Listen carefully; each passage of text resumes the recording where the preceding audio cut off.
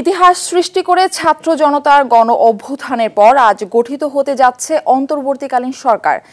জ্যেষ্ঠ আইনজীবী মঞ্জিল মোরশেদ বলেছেন, নবগঠিত সরকারের সামনে প্রথম চ্যালেঞ্জ আইনশৃঙ্খলা পরিস্থিতিকে নিয়ন্ত্রণে নিয়ে আসা। আর অধ্যাপক ডক্টর তোফায়েল আহমেদের মতে সচিবালয় থেকে শুরু করে মাঠ প্রশাসন এবং স্থানীয় সরকারের সব প্রতিষ্ঠানকে সচল করাই নতুন সরকারের সামনে অন্যতম চ্যালেঞ্জ।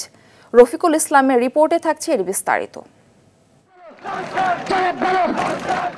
কোটা সংস্কার ঘিরে ছাত্র জনতার তীব্র আন্দোলনের মুখে পতন হয় উপমহাদেশের অন্যতম প্রাচীন রাজনৈতিক দল আওয়ামী লীগ নেতৃত্বাধীন সরকারের।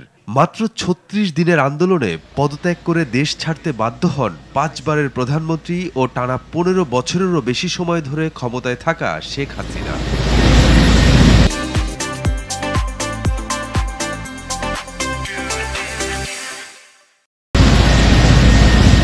চাকরিতে বৈষম্যের অভিযোগে গণ অভ্যুত্থান হলেও দেশে নিত্যপণ্যের ব্যাপক মূল্যস্ফীতি, সুশাসনের অভাব, দুর্নীতি, অর্থ পাচার সহ রয়েছে নানামুখী সংকট।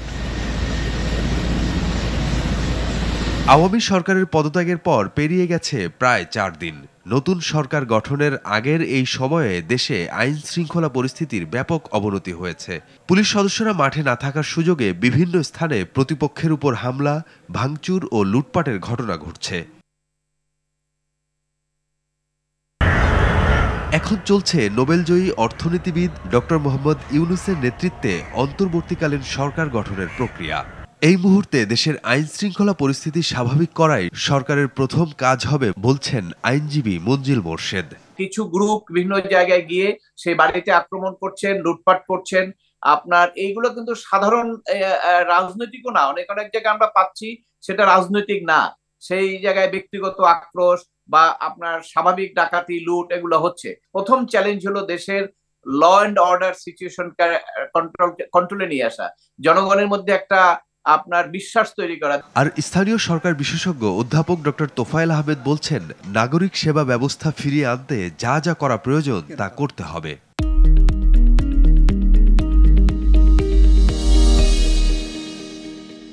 অনেকে ভয় পেয়েছেন, ভয় পেয়ে আসছেন না, অনেকে পালিয়েও গেছেন।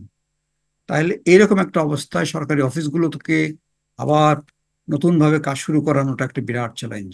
এটা প্রথম সচিবালয়, তারপরে হবে মাঠ প্রশাসন, বিভাগীয় কমিশনার অফিস থেকে, ডেপুটি কমিশনার অফিস থেকে, ইউএনও অফিস থেকে নিচের দিকে এগুলোকে সক্রিয় করা। আর আরেকটা কাজ হচ্ছে যে এগুলোকে সক্রিয় করার জন্য সাথে সাথে স্থানীয় সরকার প্রতিষ্ঠানগুলো, ইউনিয়ন পরিষদ, উপজেলা পরিষদ, জেলা পরিষদ, পৌরসভা, সিটি কর্পোরেশন, তাদেরকে সক্রিয় করা। কারণ প্রশাসনের সাথে সাথে লোকালি কিন্তু এদেরকেও সক্রিয় করতে হবে, লোকাল লেভেলে। রফিকুল ইসলাম, RTV, ঢাকা।